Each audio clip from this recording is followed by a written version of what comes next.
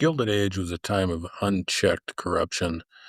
The purchase of political offices was the apparent norm, not the exception. The people were growing tired of it, or at least that's what it seemed. President Garfield was sworn in on the 4th of March, 1881, and by the 19th of September, he was dead, the victim of an assassin's bullet. But why did Charles Guiteau feel the president had to die? Welcome to History is Criminal. I am your host, Mick Biddick. In this episode, we're going to take a look into the death of one of America's most forgotten presidents, James Garfield. If you Google Garfield, and the first thing that pops up is an overweight cat with a passion for Italian food, I have no idea if this Garfield hated Mondays or not, but the death of President Garfield is a fascinating story of corruption, madness, and very poor security. Corruption should be done in the dark shadows. Those who place their own gain above the duty to serve should at least have the decency to try and hide. But the post-Civil War era, or Gilded Age as Mark Twain dubbed it, was a time when corruption played out in the open. Political machines of both parties routinely sold public offices to supporters or party faithful. Business leaders, those captains of industry or robber barons, depending on your personal perspective, paid good money to make sure that regulations didn't get in the way of them assuming mass fortunes that would make King Solomon blush. Muckraking and reporters exposed those scams, and reformers tried to rein them in, but it'd be hard to tackle the combination of government and business, especially once so entrenched that they wouldn't even try to deny their crimes. The Central Pacific Railroad spent $500,000 a year, or 15.6 million in today's money, on bribery. When confronted, they basically stated that that was the way business is done, to pay to get a politician to do the right thing. Rutherford B. Hayes knew this when he wrote in his journal, "The government of the people, by the people, and for the people is no longer. It is now a government by the corporations, of the corporations, and for the corporations." Political offices were used as tools to reward those a candidate owed a debt to. The spoils system, or patronage, started by Andrew Jackson, allowed political victors to hand out government jobs to their supporters despite a total lack of qualifications. These were not the heads of departments or others that might have to stand up to the scrutiny of congressional oversight. No, these were the ones in charge of the day-to-day running of agencies on the ground level. The head of the local customs house, who could be paid to look the other way as items bypassed tariffs, or a local inspector who would gladly look the other way for a price. It was a ground-up corruption that hit from the main streets to the halls of Congress. Senators and representatives collected bonds, stocks, kickbacks like Pokemon cards. When Congress did pass reforms, it was made clear to the corporations that businesses wouldn't usually have to worry about that. Things would continue as normal, regardless of party. And that being said, reforms were only drawn up to quiet public outcry. As Richard Olney, President Cleveland's Attorney General, said of the Interstate Commerce Act, "The commission is or can be made of use to the railroads. It satisfies the popular clamor for government supervision of the railroads. At the same time, that supervision is almost nominal." The problem becomes when you are so open about your corruption, people will eventually demand something be done. And in a democracy, if you want to keep your job or move on to a better job, it's best that you at least appear to care about the demands of the people. In 1880, the spoils system became one of the issues people cared about. It was time that some candidate take a stand. The Republicans, it looked like, would likely win the White House in 1880, which made the infighting even more harsh than usual. The party split between the old guard, known as stalwarts, and half-breeds. The stalwarts long supported the patronage system and opposed attempts to reform civil service. The half-breeds were in favor of civil service reform and a merit-based system. The Republican Convention of 1880 saw the stalwarts supporting returning Ulysses S. Grant to the White House. There was no 22nd Amendment yet, so a third term was not prohibited, although No one else had ever pulled it off before. The half-breeds threw their support behind James Blaine. The convention was closely divided and neither could gain the needed votes to get the nomination. Needing a candidate, the convention would turn to a dark horse candidate, James Garfield. Garfield was a half-breed, but to balance the ticket, they nominated Chester Arthur, a stalwart, as vice president. Blaine, it would turn out, would serve as Secretary of State. Chester A. Arthur had made his way in the patronage system. He had started off with an appointment to the position of collector of the Port of New York. It was the busiest port in the country and carried both the potential for political and financial gain. Even though he was removed from the position by the next administration, he was in a position to climb within the Republican ranks. He was now a powerful mover and shaker in the Roscoe Conklin political machine. He was more a star maker, content on sitting behind the scenes and using his influence to get others elected. But the party searched for a vice presidential candidate to fill out the ticket. They approached Arthur. Chet Arthur was about to get the highest office that a person could obtain without ever actually having stood for election, the vice presidency. Now, did this make him the poster child for the spoils and patronage? Maybe, but it was the VP's office, an office that only really holds the power to vote to break ties in the Senate. So, how bad could it actually be? When Garfield won the election, maintaining Republican control over the executive branch, many political hanger ons expected to benefit from the victory. Among them was Charles Guiteau. Guiteau, born in 1841, had a tough childhood. His mother died when he was only 7. His sister, Frances, would take on the primary role of nurturing him, becoming a second mother to him. His father, Luther, was both physically and emotionally abusive. Rumors persisted that the man might have been insane. It would seem that Guiteau coped with this abuse by developing an unrealistic sense of his own importance. As he grew older, he would constantly bother others with his insistence that he was an important person and denied anything that pointed to the reality that he really was of no consequence.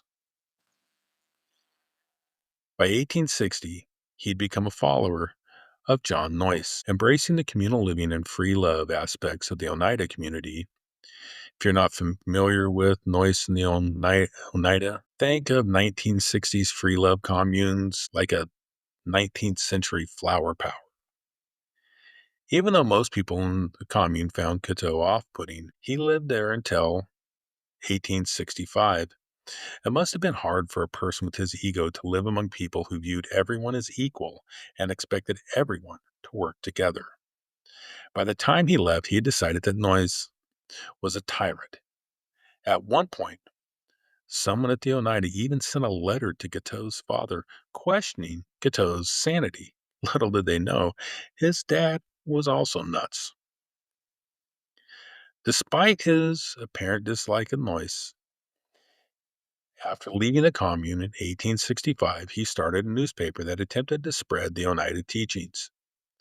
The paper was about as successful as a lead-lined paper airplane, and within 14 weeks, he was back in the community. Having not changed his attitude about his clear superiority over the rest of the commune, he left for good in November of 1866. Then he tried to sue Noyce and the Oneida, demanding payment for the work he had done while living on the commune. Noyce countered that the very nature of communal living meant that everyone worked for no pay for the good of the community. His lawsuit, failing to achieve its desired effect, he turned to blackmail. Unless paid, he would expose the lurid sex details that happened in the commune. Noyce again was able to outmaneuver Guiteau. He informed Guiteau that he would not be paying him, but he was going to turn around and have him charged with extortion. Now, quick side note here, if you're going to blackmail somebody, they have to believe that what they're doing is wrong. Noyce didn't have any issue with folks knowing what was going on at Oneida. Failed newspaperman, failed blackmailer. Guiteau headed to Chicago. 69. Things were starting to look up for him. He had married a lady named Annie Bunn and eked by barely passing the Illinois bar exam. He'd even started his own private law practice. Surprisingly, the failed blackmailer turned out to be a bad and corrupt lawyer who would end up in debt. So, did he give up his practice, sign on with a large firm, and struggle to get out of debt? Of course not. Not our Charles Guiteau. He skipped town, abandoned both his debt and Annie. She would later sue for divorce, claiming adultery. It seems that Guiteau had caught syphilis from a prostitute. It's also claimed that he was abusive to her, locking her overnight in the closet numerous times. He did little better in New York. Broke, dodging creditors, he moved about the city frequently. His ego had him convinced that success was always just around the corner. But what was really around the corner was his creditors. Unable to get him, they contacted his brother John, hoping to get some payment. His brother was able to get a hold of him and tried to convince him of the seriousness of the situation. Guiteau wrote to John in reply, saying, quote, "Find $7 enclosed and stick it up your bunghole and wipe your nose with it. And that will remind you of the esteem in which you are held by Charles J. Guiteau. Sign and return the enclosed receipt, and I will send you the money, but not before. And I hope that will end our acquaintance." So basically, it was, hey, bro, you owe these people money and they're starting to harass me. Maybe you could try and pay them back. Yeah? Really? F you. You want me to pay my debts? How about we just never talk again? Something tells me John was probably better off.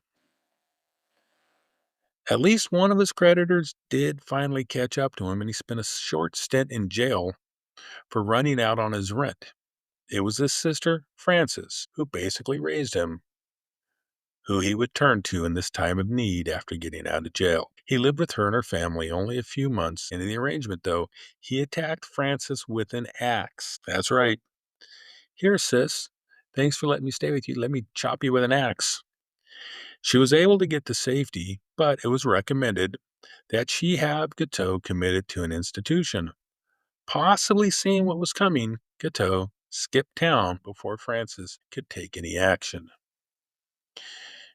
Guiteau, a failed journalist, lawyer, attempted axe murderer, and basically homeless, tried to make a living as a traveling preacher. In the late 19th century, it was a time of religious revival in the United States, and a quick talking, strong speaker, itinerant preacher, could make a decent living. Guiteau, however, well, let this review of one of his sermons speak for itself. Is there a hell? 50 deceived people believe that there ought to be. Charles J. Guiteau, if such really is his name, has fraud and imbecility plainly stamped upon his face. After the impudent scoundrel talked only 15 minutes, he suddenly thanked the audience for their attention, bid them good night. Before the astounded 50 had recovered from their amazement, he had taken their money and fled the building and escaped. This reputation put an end to his preaching career. As 1880 approached, he was pushing 40, failed at everything, and had driven his family away. So in this situation, what can a man do? Politics, of course. As a lifelong Republican, he threw his support behind the stalwarts and the attempt to get Grant the nomination. Now, in the real world, Guiteau had no influence on anything, but in his mind, he was a great man and would clearly have an impact. He also was a strong believer in the patronage system and knew that if he loaned his influence to help get a Republican elected president, that a good government job would be waiting for him.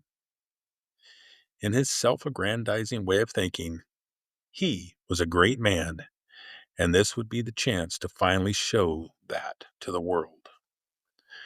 When the convention rejected Grant for the compromise half-breed Garfield, Guiteau didn't miss a beat. He quickly began to canvass for Garfield.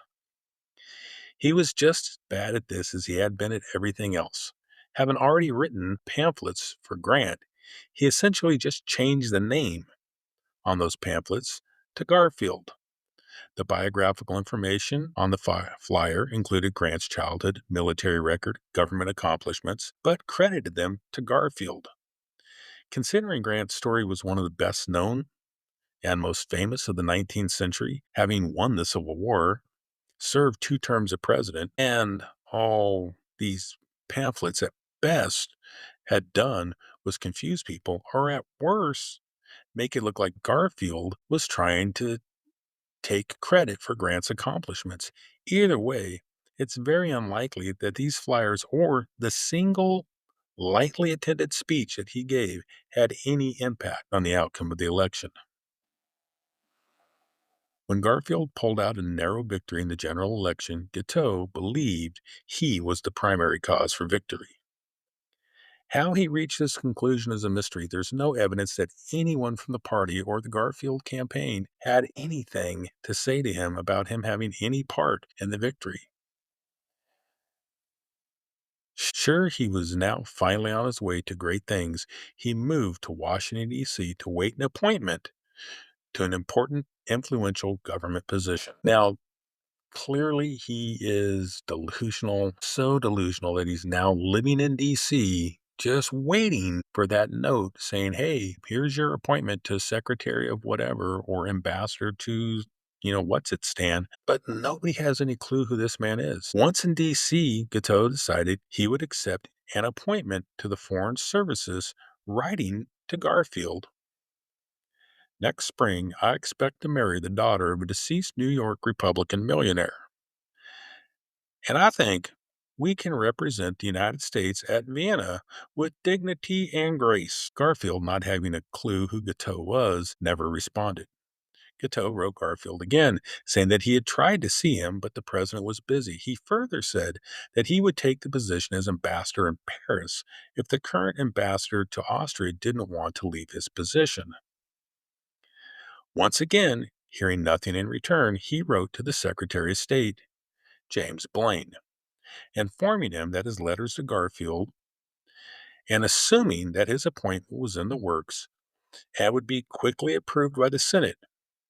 He also informed the secretary that he preferred Paris to Vienna and that he had spoken to the president about it and Garfield had said to speak to him. Of course, Garfield had never spoke to Guiteau. As for the wealthy heiress, his fiancée, they had never actually met. He had seen her once across a crowded room, and in his mind there was now this great romance between the two of them. Guiteau continued to write more letters to the Secretary of State, and it became quite the annoyance. When Guiteau finally met Blaine in person and informed him he was the author of the letters, Blaine yelled at him to never speak to him and come to him again. When Guiteau learned that the positions had been given to other people, he was incensed. How could he have been overlooked after all he had done to ensure Garfield's victory? He was owed a great honor. These low lives had overlooked his greatness, and it was a clear betrayal, and he wouldn't stand for such an insult. His plan was far from brilliant, but would turn out effective. He would simply catch Garfield in public and walk up and shoot him. Secret Service wouldn't be in charge with protecting the president until 1906. Garfield never had any formal protection during his short term in office. Despite this, Guiteau actually made multiple aborted attempts at shooting the president. He called off the attack once because he didn't want to accidentally shoot any bystanders. So at least he had that going for him. Another time, the First Lady was present, and he didn't want to needlessly traumatize her, such a gentleman. He even called off the assassination one time because the weather was bad. It seems that the only important part of his plan was to buy a gun with a fancy handle because, in his mind, that weapon would have a great place of honor in a museum and needed to look the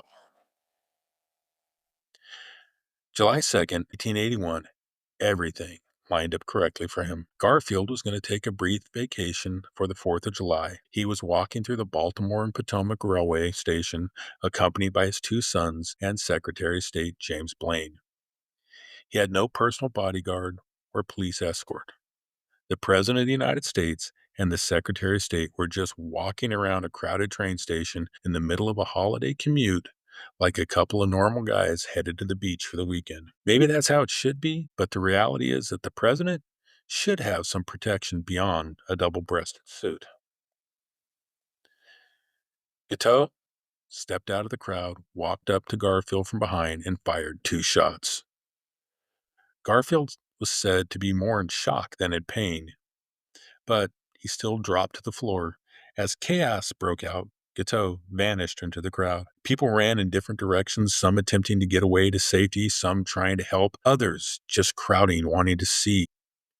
In the confusion, Guiteau's getaway plan was to just simply walk out of the station, and it might have worked except for one guard who had seen the shabbily dressed man shoot the president. He grabbed Guiteau as he was attempting to exit the building. He was shocked when Guiteau put up no struggle. As Garfield was carried from the train station, Guiteau was taken into custody. Back at the White House, a team of doctors worked on the stricken president. There was confusion as to who was actually in charge of the president's care. Different doctors probed the wound in his back with unwashed, ungloved hands. They used various unsterilized instruments in an attempt to locate and remove the bullet. This would translate into numerous infections that would prove to be the actual cause of death. First, though, the president would suffer for weeks with pain and fever until finally dying on the 19th of September, over 1 month after being shot. Guiteau was still lingering under the delusion that he was going to be idolized for assassinating Garfield. He had written a manifesto in the days leading up to the shooting, believing that it would lead to everyone seeing how logical and necessary his actions were. Read in part, "I read newspapers carefully, for and against the administration, and gradually the conviction settled in me that the president's removal was a political necessity because he proved a traitor to the men that made him, and thereby imperiled the life of the republic. This is not a murder, it is a political necessity."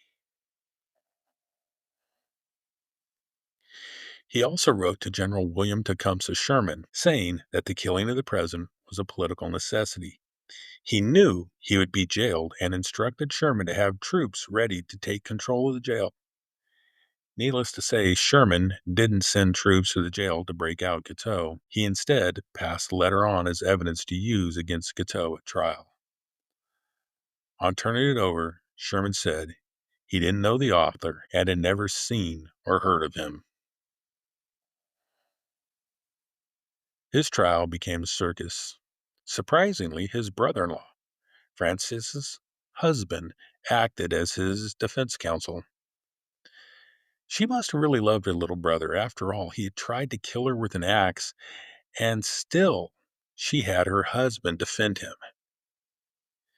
It'd be difficult to mount much of a defense. Guiteau had been seen by hundreds of witnesses, confessed to anyone willing to listen, and had written both in his manifesto and in his letter to Sherman that he had killed the president. His lawyer did correctly point out that it was the infection that technically killed the president, not the bullet. But then without the bullet, I don't think the doctors would have been digging around inside the president. Sitting in jail, awaiting trial, didn't seem to lessen his self-importance. Telling people he was an instrument sent by God, despite the fact that the jail was being flooded with hate mail, he insisted he had throngs of supporters, and once he told his side of the story, he would be lauded as a hero and set free. As his defense fund quickly dried up, he sent word to his supporters to send him money, pointing out that people had sent $200,000 to the now widowed First Lady, which he said was a good thing, and, quote, "Now I want them to send me money." Guiteau ignored his counsel, spoke directly to the jury and the judge. He openly lambasted his lawyer, at one point saying he'd rather have a 10-year-old try his case.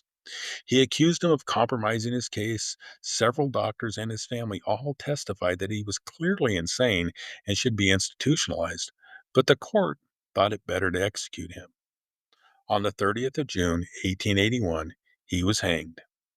In true Charles Guiteau fashion, he wrote a poem for the occasion, wanting to leave just one last gift for his admirers. The poem, called I'm Going to the Lordy, gave him one last chance to be a failure at something. It is so bad I will not quote, except to say that it repeats I'm going to the Lordy 9 times in its 21 lines, and claims that he saved the nation and his party. There were folk songs written about Guiteau, but they didn't praise him. Chester A. Arthur had built his career on the patronage system. Now he had ascended to the highest office in the land because a mentally ill office seeker felt Garfield has turned his back on that system. Arthur would do the only thing he could in that situation. He threw his support behind the Pendleton Civil Service Act. The new law passed in 1883 required permanent federal employees to be hired and promoted based on merit, not party loyalty. Of course, this doesn't apply to those who serve at the will of the president, like cabinet officials or ambassadors. Those positions are apparently too important to be filled by qualified individuals. Charles Guiteau was clearly insane. The signs were there long before he shot and killed President Garfield, and nobody took the necessary steps to get him the help he needed. Garfield was the second U.S. president assassinated, and one more, William McKinley, and attempts on the life of Teddy Roosevelt would take place before the president was given a dedicated protection detail. It's an odd duality of the American president. They need to be seen out in public. They also have to be guarded, if for nothing else than against the constitutional crisis caused by assassination. Such is the life of the most visible public employee in the world. This has been History is Criminal. Come back in 1 week and we'll look at another crime from the dustbins of history. Until then, if you like what you heard, tell a friend. And if you didn't like it, tell an enemy. Never suffer alone.